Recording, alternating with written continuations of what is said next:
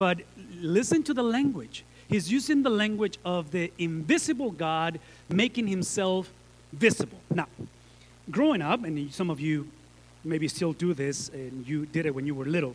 Remember when they told you never to look directly into an eclipse? Because apparently it's going to damage your sight. So typically, I remember growing up, you were supposed to get a bucket, put water on it, and through the reflection on the water, you're able to see the eclipse. Anybody know what I'm talking about? Because if you look at it directly, it's supposed to damage. Think in those terms when it comes to God. There is no way that you can see God directly. So the fact that he says that he is the image of God, what Jesus has done, he has made the terrifying, the overwhelming, the consuming presence of God has made God beneficial. So in my mind, going back to electricity, I think of an electrical system. Electricity is lethal. My father was an electrician for 26 years. And I remember multiple times my dad getting electrocuted.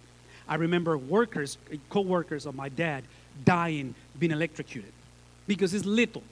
What makes electricity beneficial in this room, and we're able to use technology and the microphone and air conditioning, is because electricity becomes beneficial and measurable through not the positive, not the negative, but what's the third one? The ground. Come on. You know what I'm talking about, right? Are you guys awake? It's the ground.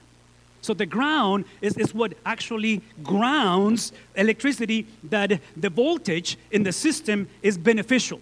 I want you to listen to that in the words of Paul, that when he says that he is the Son of the invisible God, is that God is uncontainable. God is unmeasurable. God will consume you and I. So the way that we relate to God is through putting our trust, our faith, which is the ground, that we are able to contemplate and receive enough of God to be saved through Jesus Christ without being consumed by his presence. And this is why when it comes to atheism, and some of us, we have made the mistake to temper with atheism, and we question the existence of God, and people say, I don't have faith, faith is nonsense. Or people say that faith is simply weakness. For you religious people, it's basically people saying that they do not need the reflection of God. They can handle God on their own. In reality, they're making themselves God, which I don't know about you and this, but we make very puny gods. We make horrible gods.